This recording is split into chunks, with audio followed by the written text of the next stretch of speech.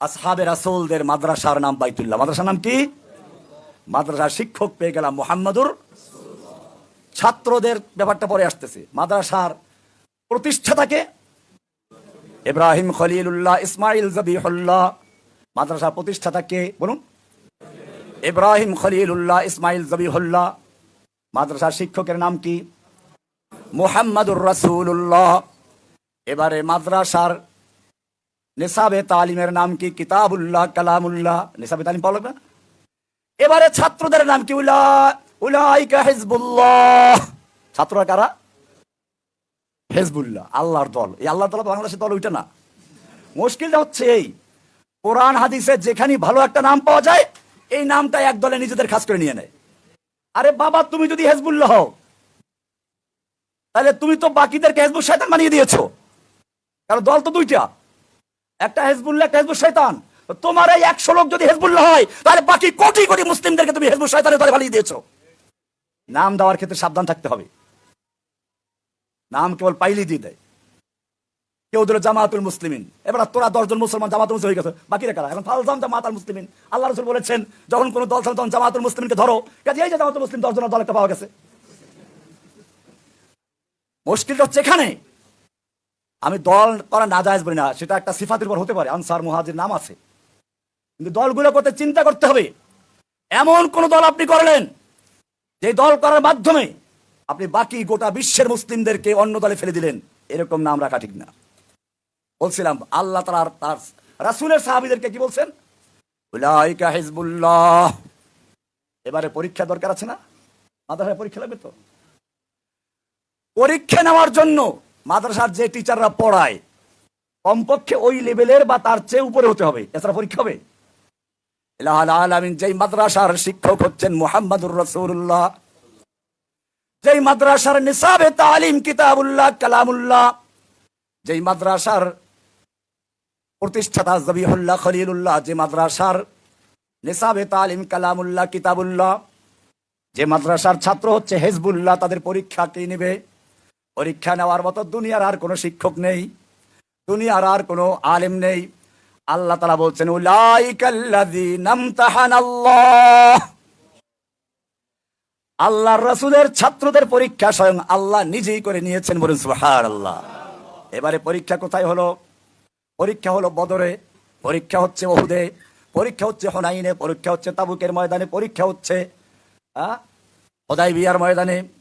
উলাইকাল্লাযীনা ইমতাহানাল্লাহ। পরীক্ষা হচ্ছে উত্তপ্ত রোদে শুয়ে দিয়ে বুকে পাথর চাপা দেওয়া, এই অবস্থায় কাটিয়ে দেওয়া। আমাকে একদিন এই লাস্টে যে গুম করলো, সারাটা দিন আমাকে গাড়ির ভিতরে রাখলো। একটা গাড়ির ভিতরে এসি বন্ধ করে দিয়ে লক আপ করে দিয়ে রোদের ভিতরে রেখে দিল, ওই যে গারদের সামনে যে জায়গাটা। এই জায়গায় আমি গাড়িতে বসে মরতেছি, অথচ এখানে আশপাশে হাজার হাজার লোক যাচ্ছে, কেউ বুঝতেছে না এখানে একটা লোক মারা যাচ্ছে। সারাটা দিন রাখার একটু পর গিয়ে পরে রহমান সাহেব এখনো রাজি হন। আমার মনে পড়লো শাইখুল হাদিস আল্লামা আজিজুল হক সাহেব আমাদের ক্লাসে একটা গল্প করতেন যে একজন স্বাধীনতার পরে এক বিহারীকে ধরছে মুক্তিযোদ্ধারা, ধরে বলছে ক জয় বাংলা, বল জয় বাংলা কা। ওই বিহারী বলছে ও নেই বলেগা। ওরে মারা শুরু করলো, মারতে মারতে এক রক্তাক্ত করে ফেললো। আবার জিজ্ঞেস করে বল জয় বাংলা ক। ওই একই উত্তর ও নেই বলেগা। লাস্টে সে মরেই গেল। শাইখুল ইসলাম বলতেছিলেন যে এই ব্যক্তি যদিও মরে গেছে কিন্তু সে আদর্শের উপরে অটল ছিল। আমার ওই গাড়িতে বসে মনে পড়লো সেই ও নেই বলেগা। আমি ওদের বললাম ও নেই বলেগা, জয় বাংলা বলা হবে না। এদিকে আদালতের টাইম শেষ হয়ে যায়, 5টা বেজে গেলে তো আদালত শেষ, আমাকে আদালতে জমা দিতে হবে, রিমান্ড শেষ। তখন দেখলো কাজ হচ্ছে না, 1-2 মিনিট আগে গারদের পুলিশকে দিয়ে ভাগলো ওরা এখান থেকে। উলাইকাল্লাযীনা ইমতাহানাল্লাহ। নবীর সাহাবীদেরকে পরীক্ষা করেছেন স্বয়ং আল্লাহ, পরীক্ষা করবেন এই যুগেও যারা সাহাবীদের আদর্শের উপরে চলতে চাও, আজমতে সাহাবায় যারা অংশগ্রহণ করেছো। তোমাদের পরীক্ষা হচ্ছে জেলখানাতে, পরীক্ষা হচ্ছে ক্রস ফায়ারের ভয় দেখাইয়া, ক্রস ফায়ার হচ্ছে বেরি লাগিয়ে। আমাকে দেখেন না 7 মাস পর্যন্ত মোটা বেরি লাগিয়ে এক আধারে 7 মাস বরগুনার একটা ছোট্ট রুমে রাখছিল। ওই সময় মূলত আমার হাঁটু কোমর সব ব্যথা হয়ে গেছিল। বেরি লাগানো হয়, কোমরে বেরি, গায়ে বুলেট প্রুফ জ্যাকেট, মাথায় হেলমেট, হাতে হ্যান্ডকাপ। কল্পনা করতে পারেন কিছু? এটা এই যুগের গল্প। পরীক্ষা বাড়িঘর নিয়ে আমার বাড়িঘর পর্যন্ত নিয়ে গেছে। আমার ছোট ভাইটাকে মারা হয়েছে বংশে বলতে কাউকে, ওই যে আমার ভাতিজা আছে একটা এখানে, সব জেলে ছিল সব।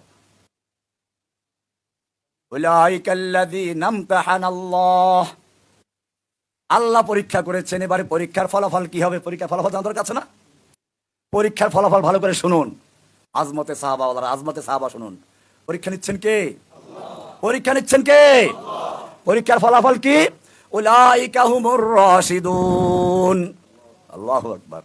ওয়া কাররাহা ইলাইকুমুল কুফরা ওয়াল ফুসুকা ওয়াল ইসয়ান। কাররাহা বুঝেন?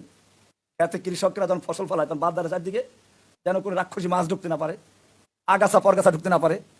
সাহাবায়ে কেরামদেরকে উলাইকা কাতাবা ফি কুলুবিহিমুল ঈমান, তাদের অন্তরের ভিতরে আল্লাহ তাআলা ঈমানের বীজ রোপণ করে দিয়েছেন, চারা রোপণ করে দিয়েছেন। কে রোপণ করেছেন? সাহাবা। আজমতে সাহাবা বুঝেন কিছু?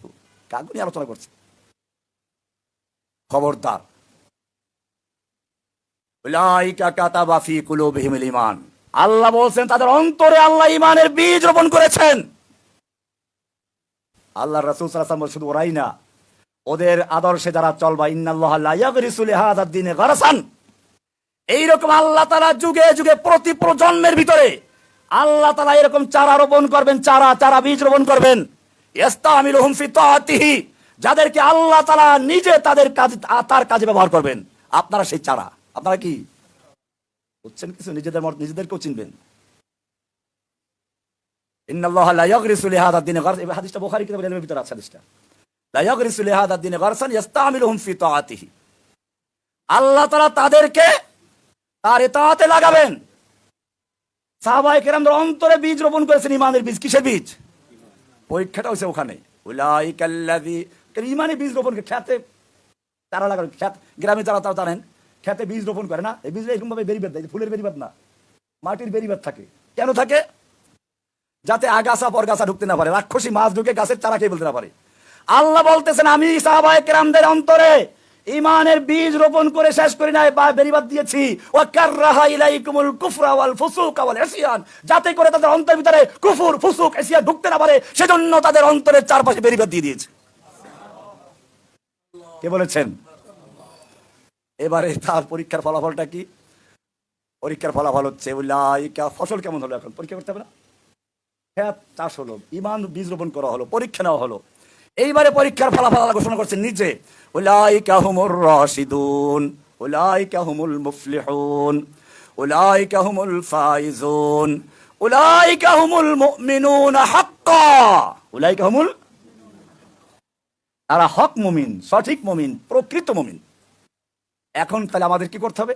আল্লাহ নিজে বলছেন আমিনু কামা আমানান নাস, এবারে তারা যেভাবে ঈমান এনেছে ওভাবে ঈমান আনো, কারণ তাদের উপরে আল্লাহ সন্তুষ্ট, তারাও তাদের আল্লাহর উপরে রাদিয়াল্লাহু আনহুম ওয়া রাদু আনহু। এই বৈশিষ্ট্য দিয়েছে, লকব দিয়েছেন কে? এটা পুরস্কার। পরীক্ষার পরে পুরস্কার দেয় না? আল্লাহ পরীক্ষা দেন, পুরস্কার দিবেন না? পুরস্কারটা কি? সাহাবায়ে কেরাম পরীক্ষার ফলাফল হয়ে গেছে, আল্লাহ পুরস্কার দিলেন কি? রাদিয়াল্লাহু আনহুম। এইবারে আমাদের জন্য বলা হচ্ছে ফাইন আমানু বিমিসলি মা আমানতুম বিহি, তোমরা যেভাবে ঈমান এনেছো, সাহাবায়ে কেরাম যেভাবে ঈমান এনেছে, তোমরা যদি সেভাবে ঈমান আনতে পারো ফাকাদ ইহতাদাও, তাহলে তোমরা হেদায়েত পেলে, ওরা হেদায়েত পাবে, পরবর্তী হেদায়েত পাবে। আর যদি এর ব্যতিক্রম হয় তাহলে কি? ফি শিকাক। ভাইরা আমার, আজমতে সাহাবা, সাহাবায়ে কেরামদের শান মর্যাদা এতটুকুই যথেষ্ট যে আল্লাহ তাআলা তার রাসূলের সাহাবী হওয়ার জন্য এবং দ্বীন কায়েমের জন্য তাদেরকে নির্বাচন করেছেন। আল্লাহর নবী একা হয়ে পড়েছেন, দুশমন আক্রমণ করতেছে, সাহাবায়ে কেরাম ঢাল শরীরে পেতে দিয়েছেন। 80-90টা করে এক একজনের শরীরে তীর তরবারি জখম পাওয়া গেছে। আমরা কি করতাম? আজমতে সাহাবা এই সংগঠনের সঙ্গে আপনারা আছেন, আপনাদের উপর নির্ভর করবে এই সংগঠনের সফলতা কামিয়াবি। সেজন্য প্রথমে আপনাদের প্রত্যেকের ভিতরে চেষ্টা করতে হবে সাহাবায়ে কেরামদের আদর্শ নিজের মনের ভিতরে তৈরি করা, এরপরে মানুষের সঙ্গে সেই সাহাবায়ে কেরামদের মতো আচরণ করা। সাহাবায়ে কেরামরা যে সব জায়গায় ছড়িয়ে গেছেন, তারা কাজ করেছেন, তাদের মধ্যে দিনে বিজয় আসছে, আপনাদের সেভাবে কাজ করতে হবে। সাহাবায়ে কেরামদের শানে রিসালাতের উপর আক্রমণ আসলে পরে আপনাদেরকে ময়দানে ঝাঁপিয়ে পড়তে হবে, কলা গাছ দিয়ে না, কি দিয়ে? এটা মনে রাখবেন। কিছু কলা গাছ মার্কা লোক তো আছে সমাজে, তারা আল্লাহকে ভালোবাসে, আমাদের আপত্তি নেই। এই যে আমাদের বেদাতি ভাইরা আছে, বেদাতি ভাইরা আছে না, তুমপে লাখো সালাম, এরা কি আল্লাহকে ভালোবাসে না? ভালোবাসে। এদের মধ্যে অনেক লোক চোখের পানি ফেলায়, কান্নাকারি করে। আবার এই যে কারণ মিষ্টি খাওয়া যাচ্ছে না, এতে কোনো সন্দেহ নাই। কিন্তু মুশকিলটা হচ্ছে মহব্বত করে কলা গাছ তালাশ করতে গিয়া। আপনারা কি কলা গাছ তালাশ করবেন নাকি নিজের জীবনটা দিয়ে দিবেন? ওই জেলখানায় গিয়ে দেখবেন কিছু লোক আছে, আল্লাহর নবীর শান নিয়ে যখন গোস্তাখি করা হলো, ইমানের দাবিতে তারা ঝাঁপিয়ে পড়েছে, জীবনের ঝুঁকি নিয়েছে। ওরা কারা? ওরা কেউ গরিব ফ্যামিলির লোক না। আলহামদুলিল্লাহ, তারা এখন হাসি খুশি আছে। কিন্তু আমাদের দায়িত্ব আছে তাদেরকে মুক্ত করা। সাহাবায়ে কেরাম যেভাবে আল্লাহর রাসূলের গায়ে কোনো তীর আসতে না পারে, তরবারি আসতে না পারে, নিজেকে ঢাল স্বরূপ পেতে দিয়েছিলেন, এই যুগের কিছু ভাইয়েরা আল্লাহর নবীর উপরে যাতে কোনো কটূক্তি আসতে না পারে, অবমাননাকর কথা আসতে না পারে, আল্লাহর নবীকে নিয়ে তুচ্ছ তাচ্ছিল্য করতে না পারে, সেজন্য নিজেদের জীবনকে ঢাল স্বরূপ পেতে দিয়ে ও দুশমনদেরকে দুনিয়া থেকে বিদায় করে দিয়েছে। আমি আজকের এই সম্মেলনের মাধ্যমে বলতে চাই, সরকারকে বলবো, দেশের জনগণকে বলবো, যতক্ষণ পর্যন্ত কারাবন্দী সেই আশিকে রাসূলদের মুক্ত করা না হবে, সাহাবায়ে কেরামদের আদর্শের সৈনিকদেরকে মুক্ত করা না হবে, ততক্ষণ পর্যন্ত আল্লাহর কাছে আমাদের জবাব দেওয়ার কোনো উসিলা থাকবে না।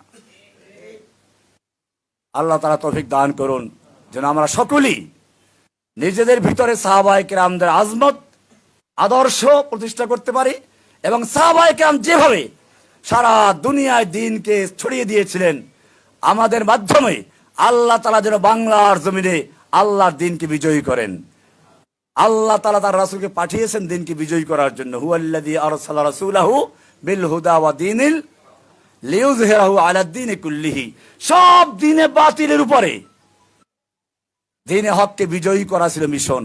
আমাদেরও সেই মিশন। আপনাদেরকে আসতে হবে। আমি ছাত্র জীবনে আবুল কালাম আজাদ সাহেব, আমাদের এই যে ওনার আব্বা, তখন আমি লালবাগে পড়ি, লালবাগ মাদ্রাসায় ছাত্র, নিচের দিকে ছাত্র। উনি একদিন মাদ্রাসায় বক্তব্য দিলেন, উনি একটা শের বলেন, আমি একবার শুনি মুখস্থ করেছি এবং আমার প্রায় বক্তব্য শুনবেন এটা, ফির তুঝে একবার করনি হ্যায় জাহাঁ কি রাহবরি, ফির তুঝে একবার করনি হ্যায় জাহাঁ কি রাহবরি, উঠ খুদা কে নাম লেকর ফির আলম্বর দারেবান। ওহে যুবকেরা, আবার তোমাদেরকে বিশ্বের নেতৃত্ব দেওয়ার জন্য ময়দানে ঝাঁপিয়ে পড়তে হবে। ওঠো, আল্লাহর নাম নিয়ে ঝান্ডা হাতে নাও, ঝাঁপিয়ে পড়ো। তু শাহিন হায় পরওয়াজ হায় কাম তেরা। তুমি তো আসমানের বাস পাখি, তোমার কাজ হচ্ছে উঠতে থাকা। তেরে সামনে আসমান আর ভি হ্যায়, তোমার সামনে এখনো আকাশ খোলা আছে। ঝড় তুফান আসবে, বাধার পাহাড় আসবে, জেল জুলুম অত্যাচার আসবে, কিন্তু জেনে রাখো বাস পাখি ঝড় তুফান দেখে ভয় পায় না, তালে তালে উপরে ওঠে। তুম দিয়ে বাদে মুখালিফ সে না ঘবরাए ওকাব, ये तो चलती है तुझे ऊंचा उड़ाने के लिए। উঁচা উড়ায় নাই।